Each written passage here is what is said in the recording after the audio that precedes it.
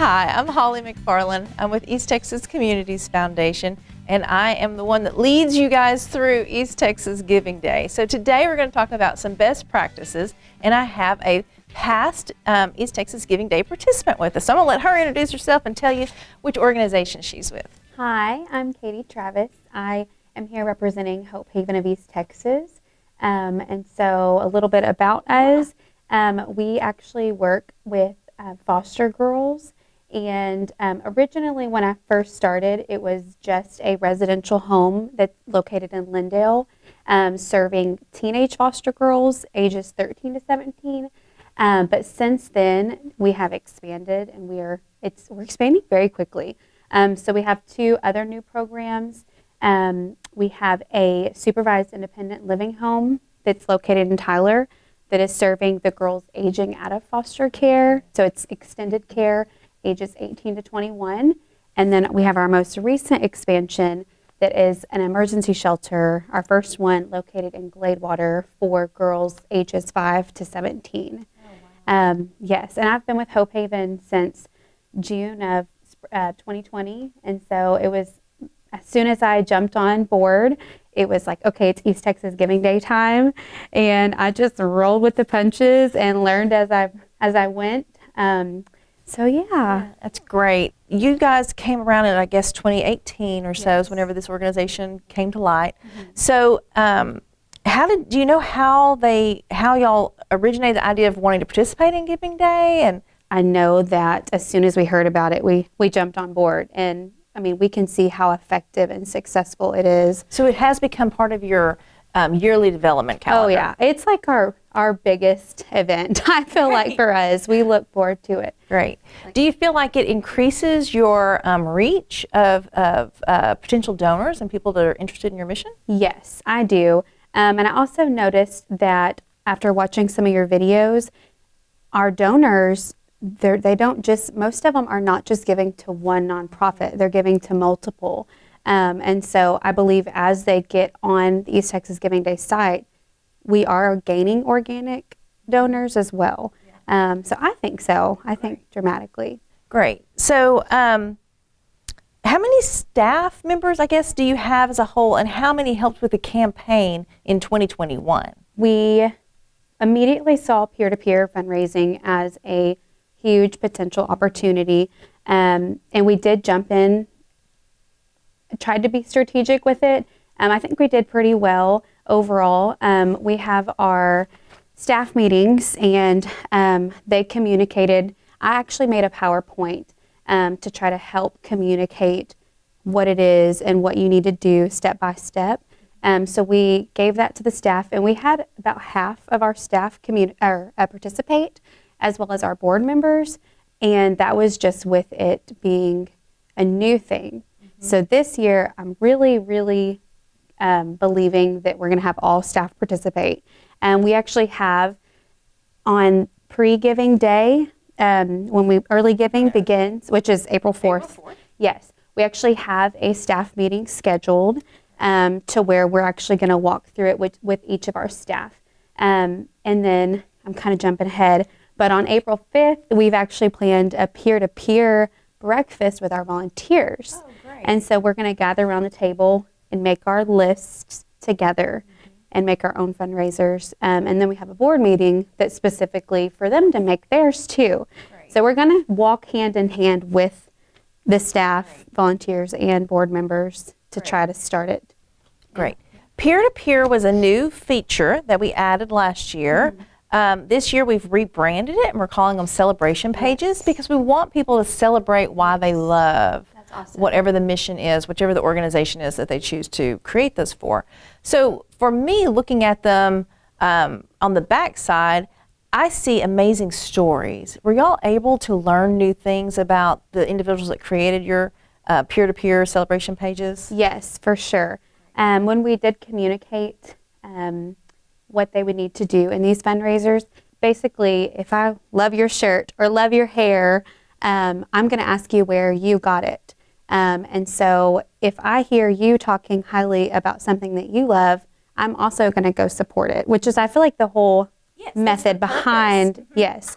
And so with that being said, we did make sure to encourage these participants to share their version and their side of why they support us. And so I also did try to, with our specific participants, I did try to help them, because sometimes you have to help them along the way, to try to come up with like a specific story, a specific quote. And then when I did go back and tell them thank you later, I tried to key in on those key points.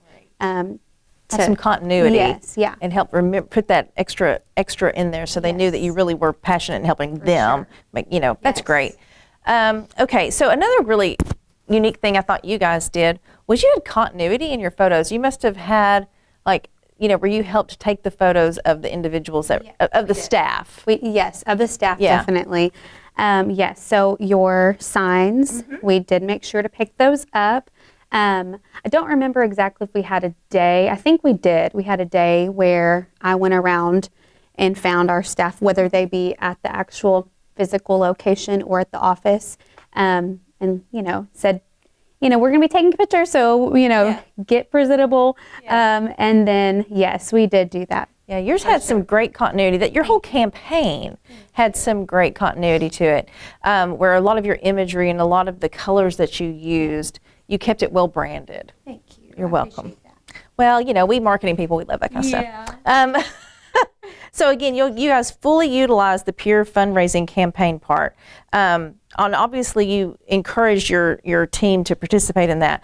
What was it like when you discussed it with the board? I think that with it being such a new thing, you need to make sure that you really explain it well, step by step, what to do. But I think they were overall encouraged with the results. Yeah.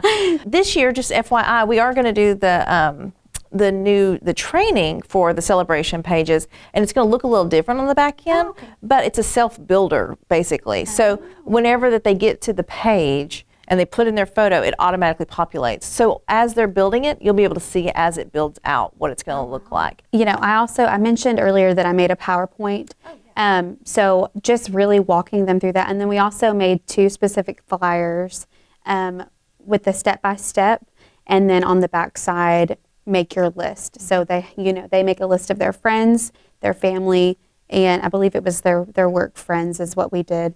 And then we passed those out. And then the other flyer actually explained East Texas Giving Day, our goal, and all of that good stuff. So that's so helpful. You gave them talking points, and you gave them a basic, here's where you start. This is who the people I want you to reach out to. You didn't actually tell them, reach out to Jim, John, and Joe, but you told them, make your list to help them pre-think some of that. So so those celebration pages will launch on April 4th. So you guys are going to try to get those kicked off in the very beginning on the day of early giving. Excellent. So that helps build your momentum going into the Super Bowl of giving on that day on April 26th. So I do encourage, that's going to be exciting. I'm going to watch. I'm excited. Yeah. So had you guys done much with social media fundraising in the past? You came obviously with a little bit of knowledge about peer fundraising. So what does that come from? How have you used it in the past that helped benefit you for Giving Day? Well, Hope Haven personally, I think this is our first time to do digital fundraising, online fundraising. But I do feel like we already utilize social media pretty well. And so we make sure to update our Instagram, our Facebook, and then we send out newsletters frequently. So I feel like it all blended together well when it did come time to actually fundraise. So you have incorporated it into your development strategies. Are the skills that we try to share with the nonprofits, are those helping you in your other development? I think so, 100%. Yeah, absolutely. Is there anything that you want to share with those that are out in the world participating in Giving Day, trying to figure out where to start? Are there any key components, key things you'd tell them, this is where you should start and go from there? Go in with your goal. Get with your development team or whoever it is that you have your key people, come up with your goal for sure. But I think for us, another thing that we have utilized that we're going to continue utilizing and hopefully just perfecting as we go is identifying all the different audiences. Because it's not just one audience. We've got church partnerships, we've got volunteers, we've got our staff, our board members, previous donors, existing donors, organic followers. And so each of those audiences, what method, what strategy are we going to use to reach that audience? So if it's a church partnership, we do try to do a lot of face-to-face on Sundays. Let's see. So just figuring out those methods to reach those audiences. You did mention about the recognizable brand. I think that's important. I think that you need to take time to, what is this campaign going to look like? What colors are we going to use so that it is easily recognizable? And I think that you need to repeat it the next year, not change it up. I think that, but you do need to show your growth. So I would keep the same look brand for that campaign. We had a lot of smaller events kind of around East Texas Giving Day. With our volunteers, we have a volunteer work day. We made sure to set out our sign-up sheets for peer-to-peer flyers, so they're seeing it over time, not only on social media, but also in person if you have the opportunity. Although this is an online fundraising event, anytime you have the opportunity to meet face-to-face, we need to do it. There's a lot of footwork that goes into this, I feel like, whether it be emails, phone calls, but it's worth going the extra mile. And then also within your campaign, discussing and planning an event for the day of. And if you do those events in the day of, please make sure you let me know. So I know that in the past, some examples from best practices that organizations have done, they did, an organization did a chamber ribbon cutting. That brought a lot of attention to their organization. It was they had kind of done a remodel, so it was a great opportunity to have that ribbon cutting. And then an open house is always a benefit. And then I think one art place did like a freestyle type event and kind of brought in some groovy music and stuff like that. So think about within your mission what kind of things you could do to help promote and get the word out and attract people, like you said, to come to your organization and check you out. Because you never know when the next donor, what will attract the next donor. Oh my goodness, the connections and relationships, that's key of this. And then also, I don't know if we mentioned it, but thanking them. 100%. Yes, whether it be social media spotlight, a letter, we do a lot of letters still, or even little gifts.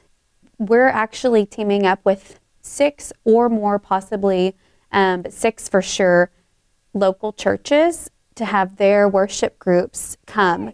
And we're hoping that within that, it will encourage those churches to partner with us. And so that's going to increase awareness. Ooh. Yeah. Okay, y'all stay tuned. We'll see how that We're excited. We'll see next year how that one benefits the organization. Yeah. Thanks so much for coming out today. Thank you for having this is us. great. This is great. All right, we look forward to another successful East Texas Giving Day. See you soon.